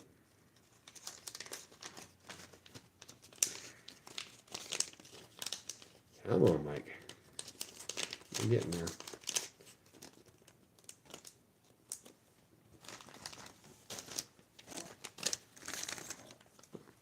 We get 1, 2, 3, 4, 5, 6, 7, 8, 9 so far. That is way more than 0. Also, the triple surgeon's loop is a whole lot easier to tie, faster to tie than the dropper loop. So, win-win. And I had already, last week I had gone on the live stream, I had built a bunch of dropper rigs using the double dropper loop, or the dropper loop, double rig. Yeah, anyway, words, they're important. And today I unspooled them. I'm like, I got to start over because I don't want to lose a fish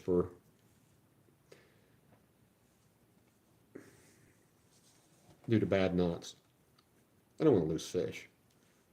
But you know, you get a really good fish and you break it off and it's not good.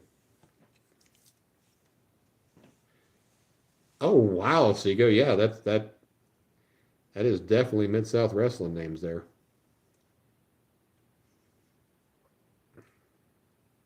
I always felt bad. I can't remember the guy's name. It was David something. But whenever a new wrestler would come to town, he was like the first person they would wrestle. And poor David, he almost never won, which was, the intention.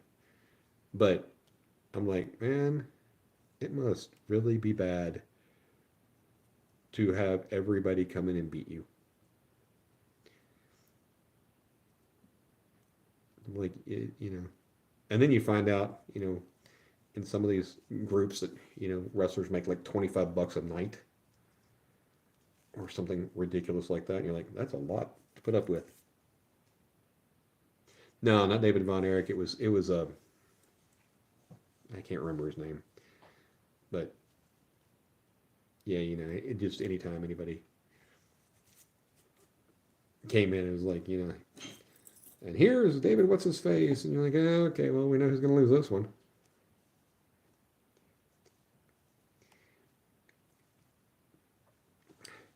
I remember Adrian Street was so funny. And I mean, his character was flamboyant gay. Well, flamboyant anyway, and the gay was assumed. And, it was a different time back then when, being gay was not socially acceptable. And I was, yeah. I thought it was very interesting that, he was able to be successful with that persona.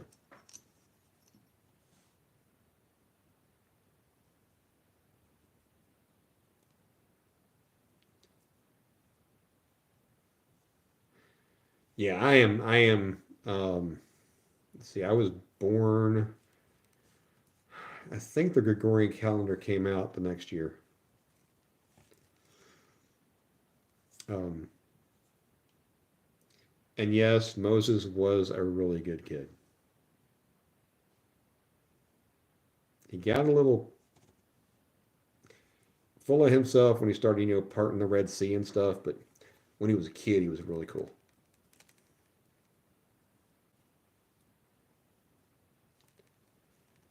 I guess he just, he kind of became a show off.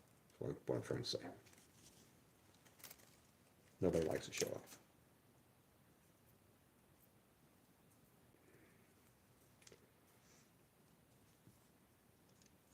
Yeah, it's frustrating looking at, 4 people watching and 19 thumbs up. And even if people say those numbers aren't exactly real, that's pretty real.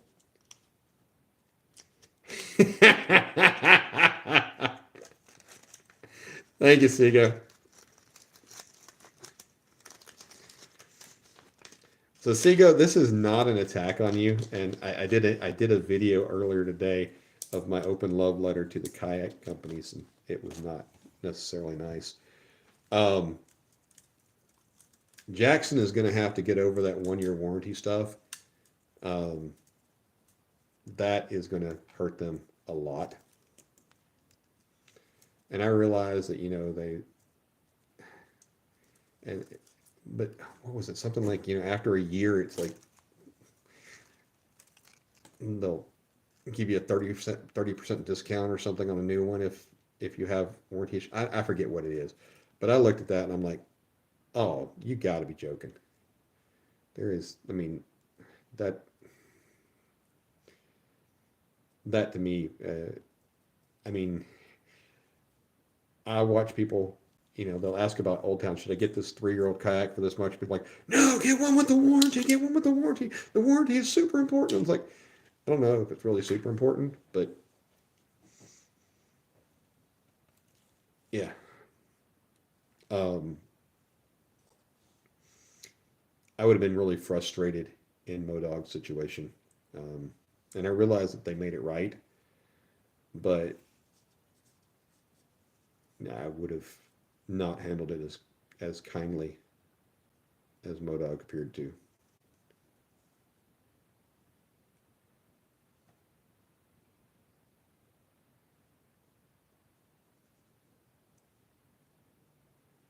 Oh yeah, the I think the kayak industry is headed for a big day of reckoning. Um, when the government shutdowns happened, there was a lot of people picked up new hobbies, and one of those being fishing and therefore kayaking. And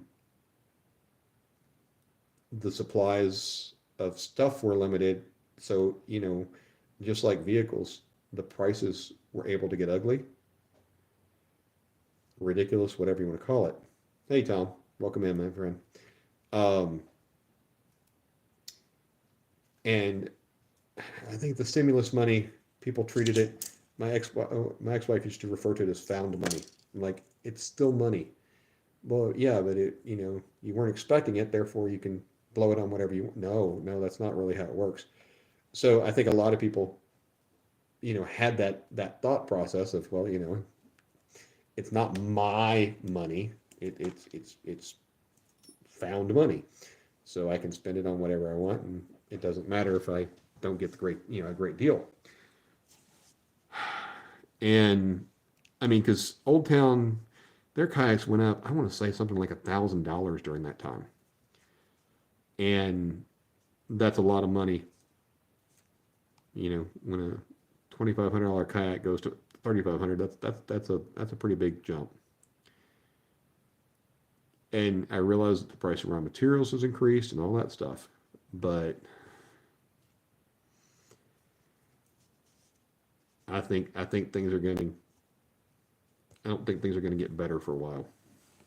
I mean, Jackson had to lower their prices to, well, maybe had to is not the right phrase, but they lowered their prices to be competitive and to, yeah. And from a little bit of inside information that I have of the kayaks that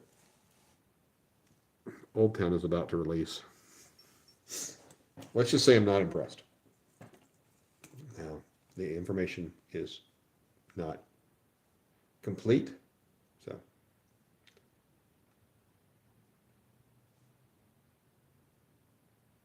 well, I'm sorry to hear about the passing of your friend, Tom, but I'm also sad to hear they look like me. Um, Poor guy. Um,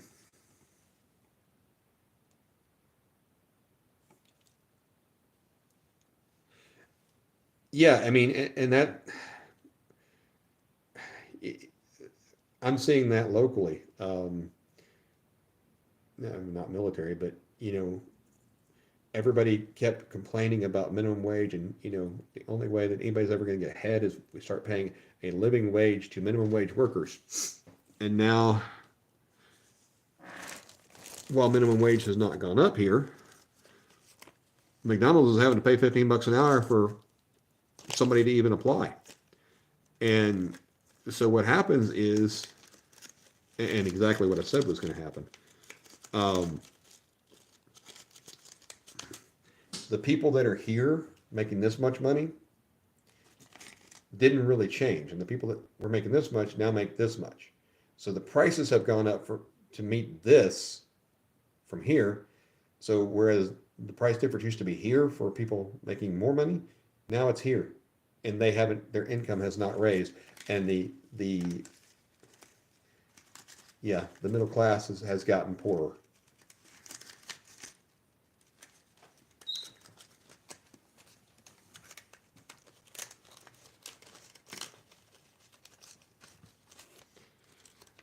I remember as a kid, we lived on a 52-acre farm, 3 bedroom, 1 bath house, and my father passed away when I was a kid, and mom couldn't keep it up. Mom couldn't keep up with the payments and everything. It was $500 a month for that mortgage. Would I wouldn't give for a $500 a month mortgage, especially on 52 acres of land. Um, and my mother told me back then, and I was a kid and didn't grasp it. She's like, one day you know, you will wish that you had a $500 a month mortgage payment. Um, there was one duplex that we rented. It was 150 a month, which was it was a good deal. It was 2 bedroom, 1 bath. It was nothing exciting, but I'm very fortunate that I don't have to worry about the difference between 150 and $500 a month in housing being a maker or breaker.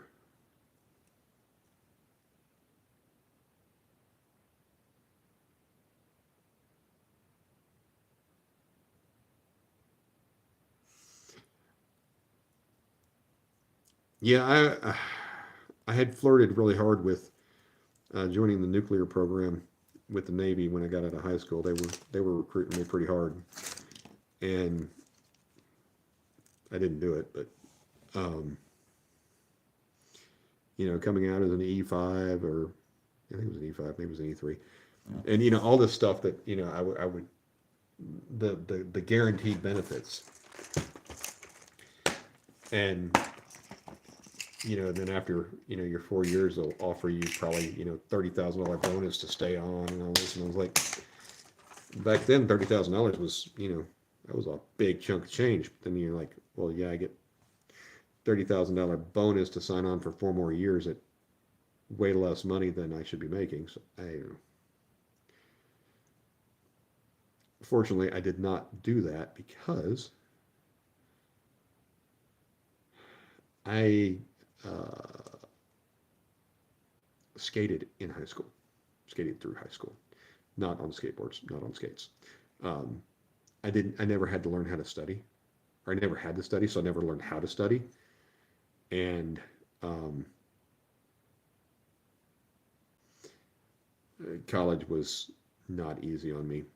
Nobody cared if I got up. Now, the military would, of course, care what time you got up and what time you went to bed and all that kind of stuff. But there was nobody there to care if you didn't learn the subject at hand. They didn't care. They were moving on. And the military may have been a good thing for me, or it may have been a very bad thing for me. I think I would have been one of those guys that got his butt kicked a lot, because y'all know how much I can keep my mouth shut. Hey James, how you doing, my friend? Welcome in, welcome in. I would have been the guy that got everybody in the um, platoon or whatever um, doing extra work, and then they would all take it out on me, which is I mean, it probably wouldn't have taken me a whole lot of time before I straightened up. It flew right, but the question is how many teeth I'd have had by the end of it.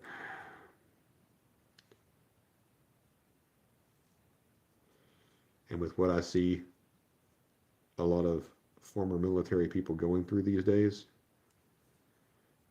I ain't going to say I'm unhappy with my decision. Seems like there was a lot of things promised that were then taken away.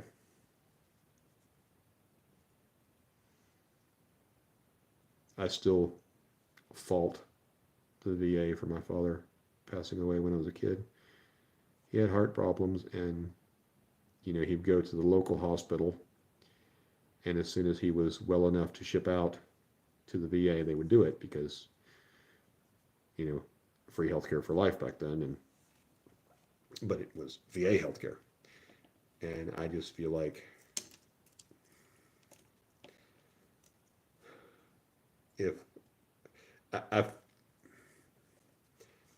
I feel like if he had received better care, that he wouldn't have died of heart failure. But anyway.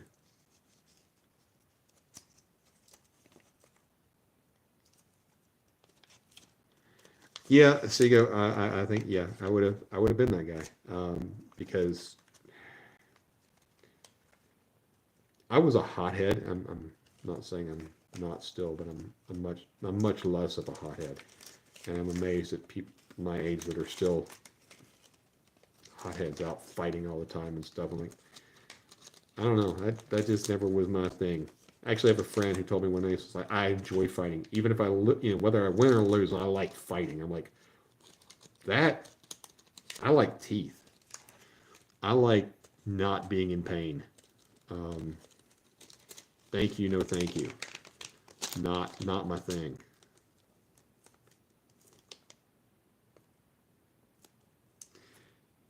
Hey Todd, appreciate you coming in, man. Appreciate you listening to my ramblings. I usually have to pay people for that. Therapist, I think that's what they're called.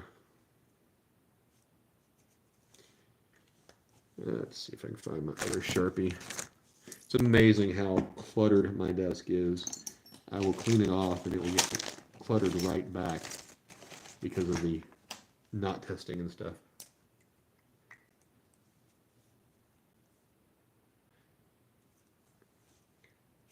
Listen, whippersnapper.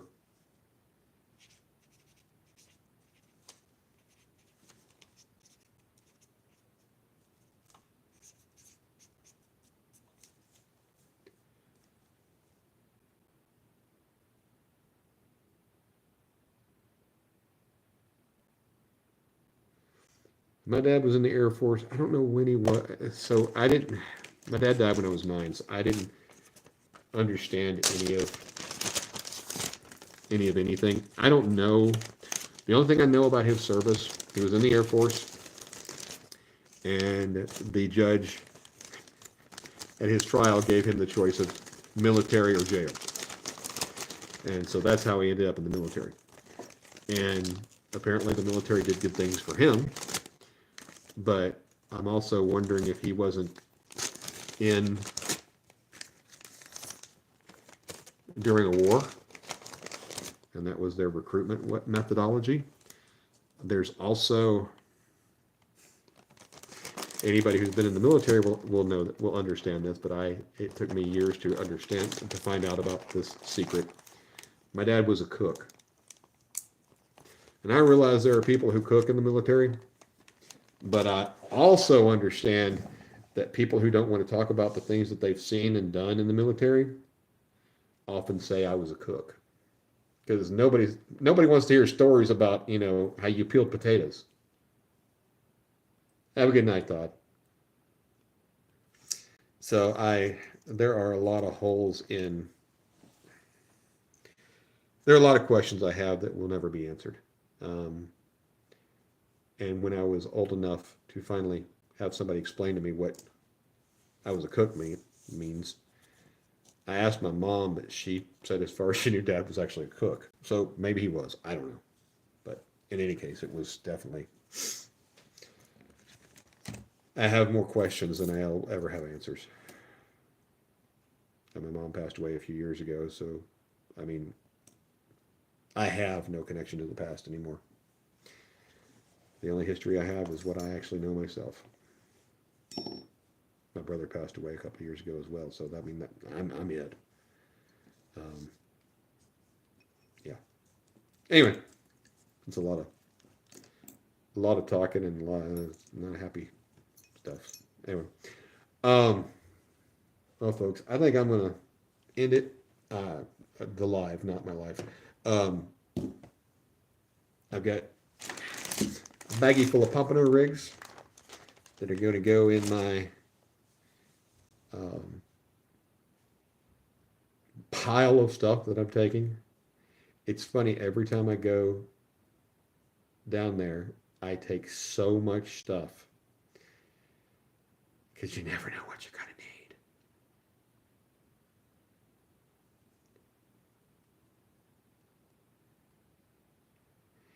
to need. And her dad's going to get tired of looking at some of my stuff down there. I don't even know what I've got down there. That's the bad part.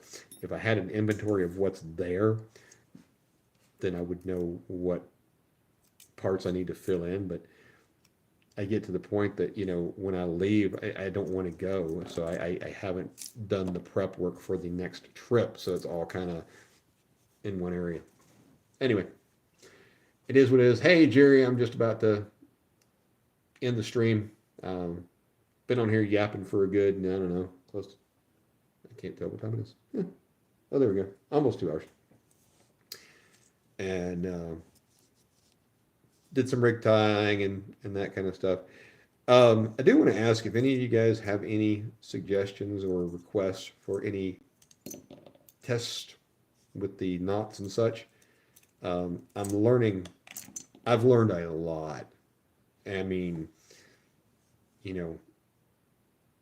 as we've all gone through fishing, we've met different people and we've heard a lot of things. And, there are some universally accepted things like, the Palomar is the greatest knot since sliced bread. And I don't know. I was watching one of the guys in South Florida, rad reeling fishing today, watching one of his videos, and he was tying a clinch knot. I'm like, oh, don't do that. Please don't do that. Please don't do that. Because the improved clinch knot is superior to the clinch knot, clearly. But even the improved clinch is not that great. And anyway, a lot of things that I had always been told and, just took at face value have been debunked, at least in my mind, right? And my videos are about giving information, not about giving you, not trying to tell you how to think. I'm just giving you information. There is, I'm pretty sure it's already scheduled. The one that I've done so far is the FG knot. And I like the FG knot. It takes a while to learn it, but once you learn it, it's very easy to tie. It's just making sure you get pressure on the right parts of the lines, and then it's just, a little weaving job. But the FG knot did pretty well. I'm probably going to do the SC knot. The uni knot never did really well in any of my tests. So a uni to uni, I can't see how that's going to do any better. And of course, braid to swivel knot is a biggie that I want to test. I was watching a video from Roland Martin, and he was like, the only two braid knots you need, and the Palomar is my number one, and it works great with braid and all this kind of stuff. And I'm sitting there going, dude, have you ever used a Palomar knot with braid? It slips big time. So, that was one of those things that when somebody who's been around the block and been around fishing as long as Roland Martin, and it could be that I use different braid than he does, but yeah, braid is a completely different animal.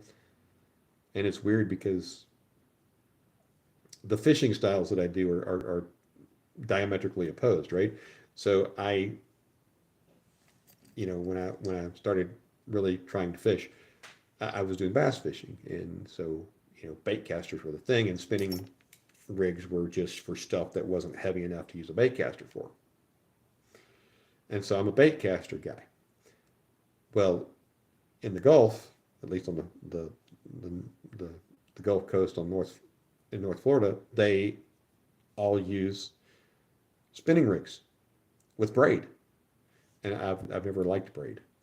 Um, but they also do something different than what I am used to, because in the bass fishing community, even if you did, if you used braid, you then used a swivel and you did a mono leader, like 2 foot, whatever. Well, these guys do, like Seago's talking about. They use shock leaders, which are well over 10 feet of mono. So you need a knot that's going to go through the eyes smoothly, and that's where the FG knot came from and all that kind of stuff. But um, so it's really weird to have, all my catfish rigs are nothing but mono, except for uh, my snagging rig for carp, Asian carp. Um, and I guess if I do bumping, I'll probably use braid for that. But then my saltwater stuff is almost exclusively braid with long mono shock leaders. So it's interesting. Um, I have way too much stuff. I have way too much gear. Um, it's ridiculous. Anyway, that's neither here nor there. I do want to show you something I bought. Now, this was like $15 on Amazon.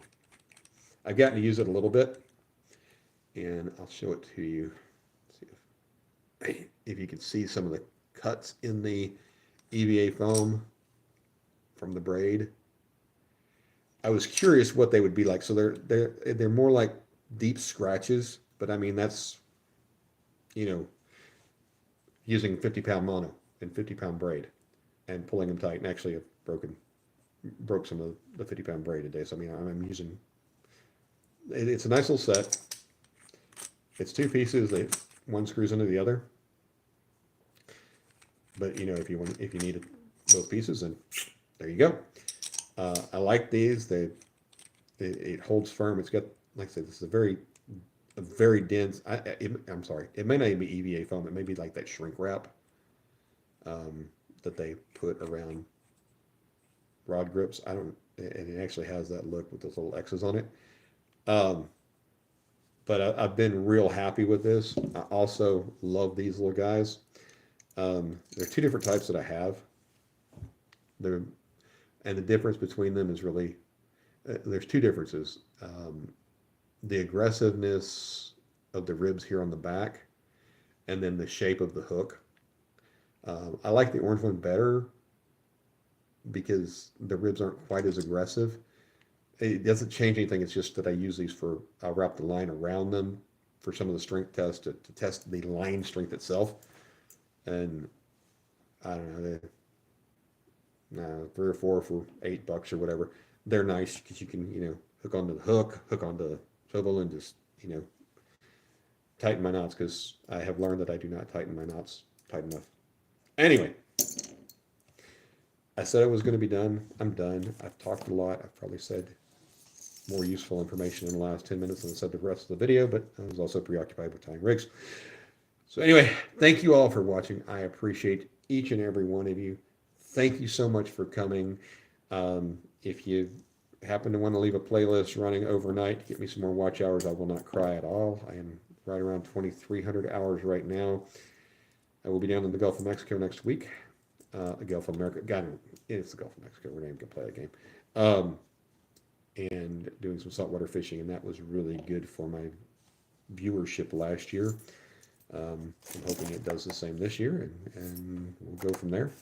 But looks like I'm on the path, making the right progress. The answer on the knots. So I've already done the FG knot. I've already tested it. The video is in queue. I try to keep a few days ahead on knots. The FG knot is a good knot. If there are other ones you want me to test, let me know. Like I say, I don't care for uni to uni because I don't care for the uni knot itself. And things like, the fly fishermen using their figure 8 knots and stuff, I don't think it's going to be a great one either for braid to mono. And the big thing about the FG knot, for those who are not familiar, is your mono is never doubled over. Oh, of course. So your mono is never doubled over. You do what is essentially a Chinese finger trap with the braid around the mono, and you pull it super tight, and it kind of bites in. It grips around the edge, just like those Chinese finger traps did when we were kids. And so it's a thin knot, and because you don't have and especially because you don't have the mono doubled over, you don't have that weak point right here where the mono is doubled over, and you also don't have the thickness that you would have with some of the other knots. So anyway, and like I said, that the actual video on the FG knot will come out. I tested 5 of them. They came close to the actual, like, I think I tested them with 40 or 50 pound, and it came out to about what the rating on the line is, not the actual breaking strength, but still, I thought that was pretty good. I may do the SC knot as well, but if there's any others you're interested in, do let me know. Thank you, everybody. We will see you next time. Appreciate you watching. Hugs and kisses to all of you. Thanks so much. Bye-bye.